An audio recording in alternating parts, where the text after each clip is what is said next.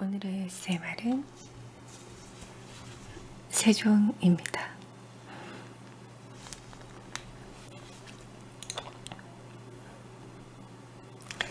원래 태종의 뒤를 이을 왕세자는 양녕대군이었다.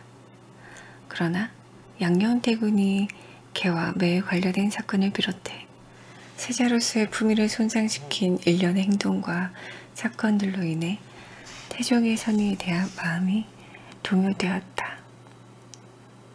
그래서 태종은 자신이 애써 이룩한 정치적 안정과 왕권을 이어받아 훌륭한 정치를 펴기에 양녕대군이 적합하지 못하다고 판단했어. 태종의 마음이 세자 양녕대군에게서 떠난 것을 알게 된 신료들은 그를 폐위할 것을 청하는 소리를 올려 양녕대군을 폐하고 충녕대군을 왕세자로 삼았지. 이때 태종에게는 왕후 민씨소생으로 양명, 효령, 충명 등 세 대군이 있었고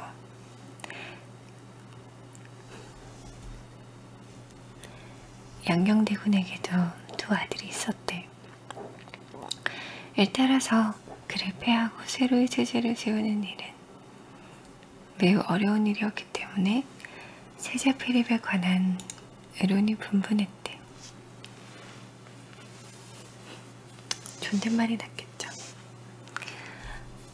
그러나 태종의 마음은 이미 셋째 아들인 충녕대군에게 쏠려 있었다. 1418년 6월에 태종은 충녕대군은 천성이 총민하고 또 학문에 독실하며 정치하는 방법 등도 잘 안다라고 해 태키원의 명분을 주어 세자로 책봉하기로 결정했다. 이처럼 충녕대군에 대한 세자 책봉은 태종의 뜻에 따라 극적으로 이루어졌다. 물론 대부분의 신하들도 이를 환영했다. 두 달 뒤인 1418년 8월 10일 태종의 선의를 이어받아 세자 충녕대군이 왕위에 올랐으니 이 사람이 바로 세종이다.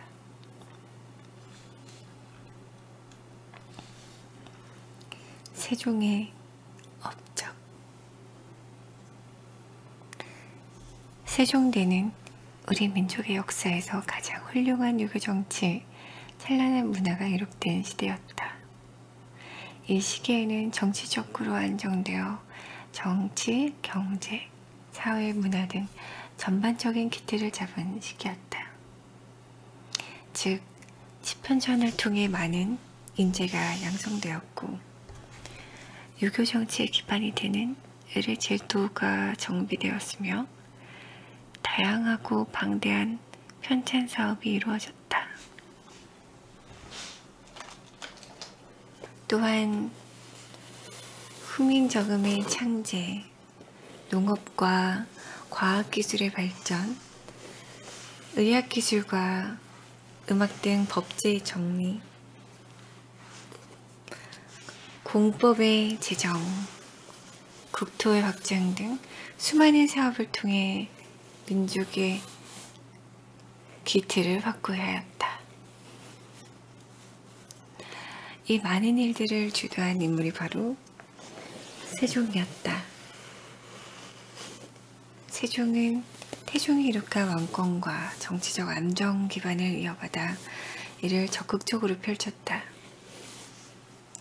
그리고 세종 4년까지는 태종이 상왕으로 생존해 영향을 주었다. 태종은 1414년 육조직 개제를 실시해 의정부 대신에 정치적 권한을 크게 제한하고 왕권의 강화를 이룩하였다.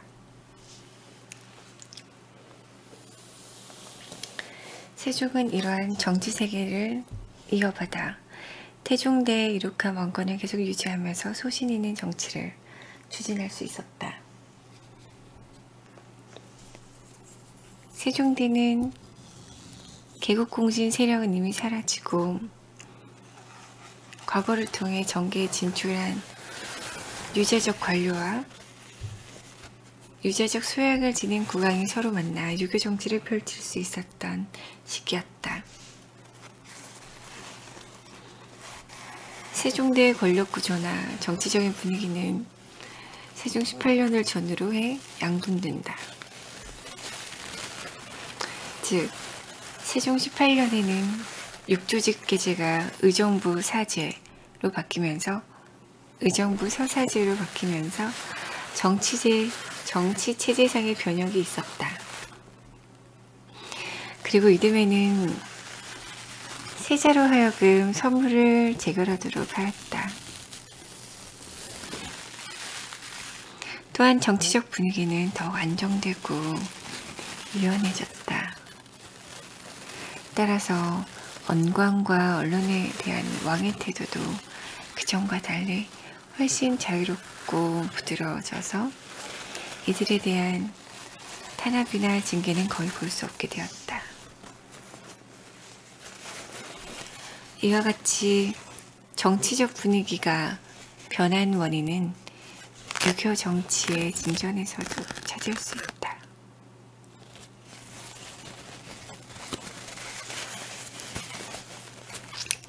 즉, 세종 전반기의 집현전을 통해 많은 학자가 양성되었고 그 주축이 되어 유교적 의례 제도의 정리와 수많은 편찬 사업을 펼쳤다.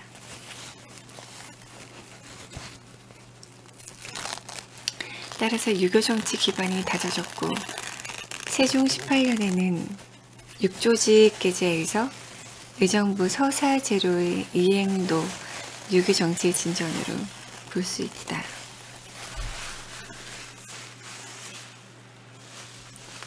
세종 후반기에는 왕의 건강이 극히 악화되었으니 의정부 서사제 아래에서 군권과 신권이 조화를 이룬 가운데 성세를 구가한 시대였다. 황희를 비롯한 최윤덕, 신계, 하연 등 의정부 대신들은 중후하고 온건한 자세로 왕을 보좌하였다.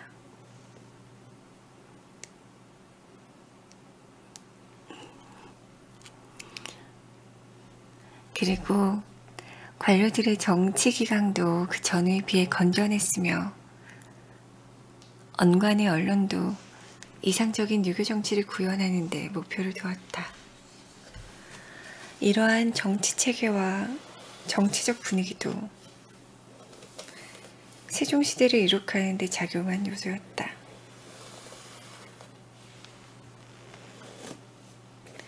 한편 집현전은 세종과 세종대를 운유하는 데 빼놓을 수 없는 기관이었다.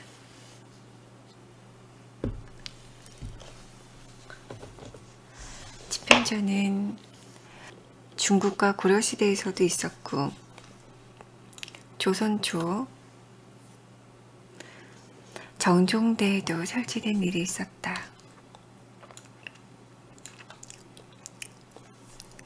그러나 집현전이라고 하면 조선시대의 세종 2년 3월에 설치한 것을 의미한다.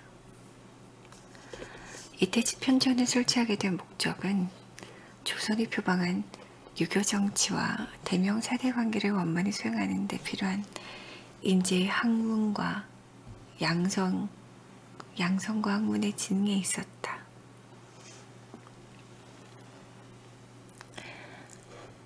이에 따라 집현전에서 유망한 소장학자들을 채용해 여러 가지 특전을 주었다.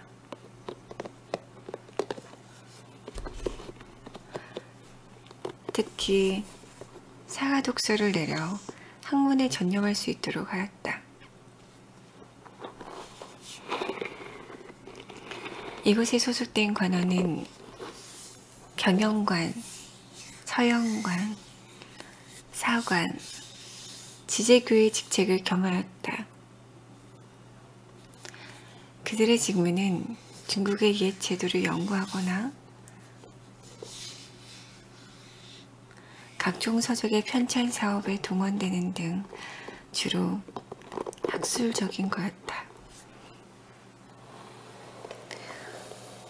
왕은 이들이 학술로서 종신할 것을 희망했으므로 더는 관부에는 전직도 시키지 않고 집현전에만 10년에서 20년 가까이 있게 하였다.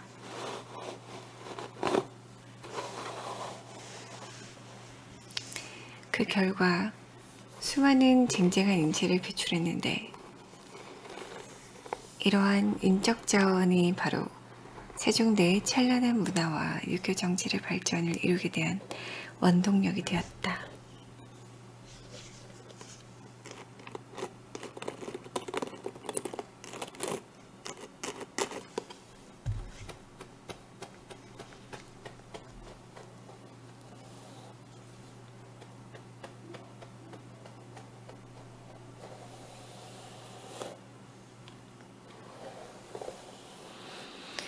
유교적인 의례 제도의 정리는 유교 정치의 기본이 되는 작업으로서 이를 위해 중국의 옛 제도에 대한 연구가 필요하게 되었다.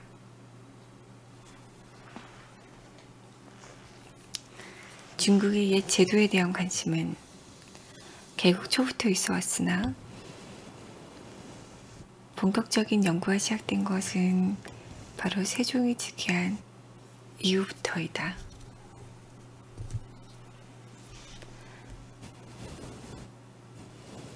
그 중심이 된 기관도 예조, 의례상정소, 집현전 등이었다.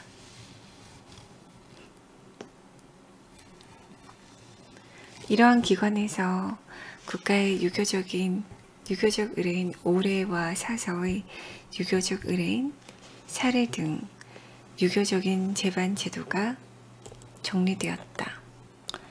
실제로 조선시대 유교적인 의례, 제도의 틀은 세종대에 짜여져서 유교 정치의 기반이 마련된 것이었다. 그런데 이때 정리된 의례 제도의 틀은 중국의 옛 제도에 따른 것이었으나 왕은 그것을 그대로 받아들이지 않았다. 즉 이를 비판 연구에 조선의 실정에 맞지 않는 것은 받아들이지 않음으로써 주체성을 견지하였다. 편찬 사업의 융성. 세종대에 전개된 다양하고 방대한 편찬 사업은 이 시대의 문화 수준을 높이는 데 기본이 되었다.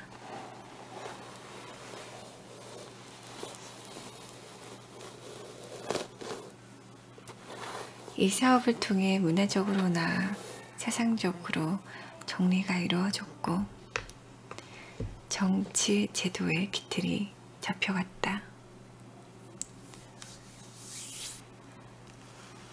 이 사업의 주도자는 물론 세종이었고 이 일을 담당한 것은 집현전과 여기에 소속된 학자들이었다.